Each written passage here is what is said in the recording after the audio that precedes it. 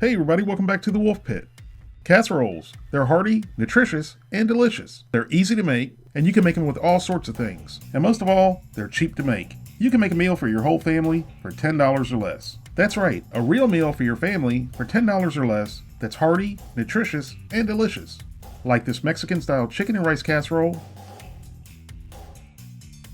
Like this Italian-style beef and noodle casserole.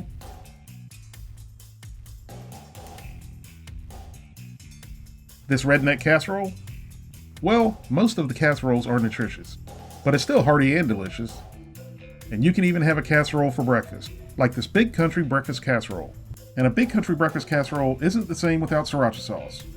And here's another budget casserole you can make for under $10. No Peak chicken and rice casserole. And I know it doesn't look like much, and it's not very pretty, but I mean to tell you, this is one of the easiest recipes you'll ever put together. You can have this recipe put together and into the oven in literally 5 minutes or less. And here's how to do it. In a 9x13 casserole dish, add 2 cans of cream soup. You can use any kind of cream soup you like.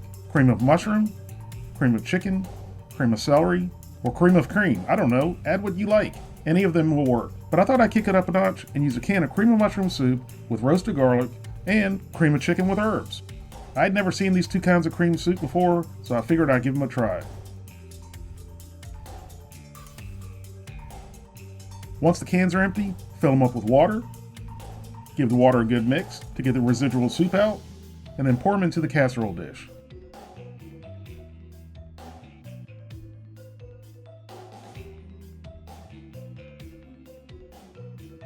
Then add 1 pack of Lipton onion soup mix. I know what you're thinking. Between the 2 cans of soup and the soup mix, that's a whole lot of sodium, and you're right. But when you break it down to servings, it's not that bad. With a whisk, give it all a really good mix.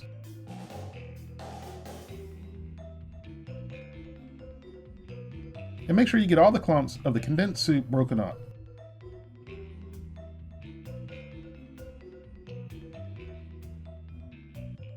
Next, add 2 cups of rice, not instant rice, regular long grain rice. If you want to use brown rice instead, that'll work, but the amount of water will need to be changed accordingly. Give it all a good mix to get everything well combined. Now it's time to add the chicken. And you can add whole pieces of chicken, boneless, skinless chicken breast or thighs, or even bone-in pork chops or boneless pork. Then it would be called no peak pork. But today I'm using boneless, skinless chicken thighs. They have a good amount of fat, which equals flavor and moisture. Push the chicken down into the mixer to ensure it's covered.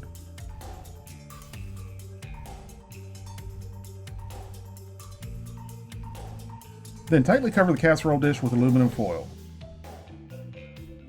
Now it goes into a preheated 350-degree oven for 2 hours. And don't peek, which is the hardest part when the aroma fills your house. Head on over and follow me on Instagram if you want to see foods I cook and eat and other random things that I do that I don't record, and you might even get a sneak peek at an upcoming video.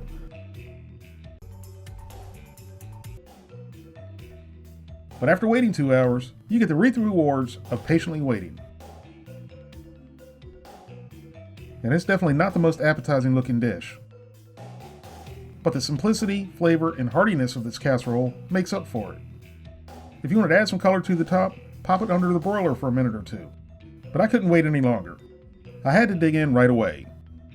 And if you wanted to add some vegetables, you could, but I wouldn't add them in the beginning, or they're going to simply turn to mush. I'd add them at the halfway point. But then if you do that, it's no longer no peak chicken, because you got to peek to add the vegetables.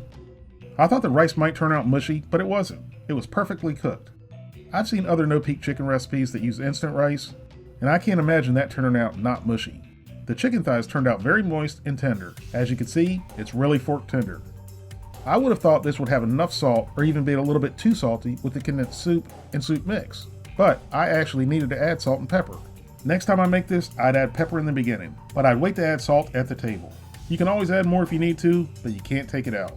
Overall, this no peak chicken casserole is not the prettiest dish, but it's very delicious. And like I said in the beginning, it's one of the easiest recipes you'll ever make, and I would definitely recommend you giving it a try. Thank you all very much for watching. I really hope you guys give this recipe a try. Please don't forget to like this video, subscribe, leave a comment, and share the video with your family and friends, and I'll see you soon.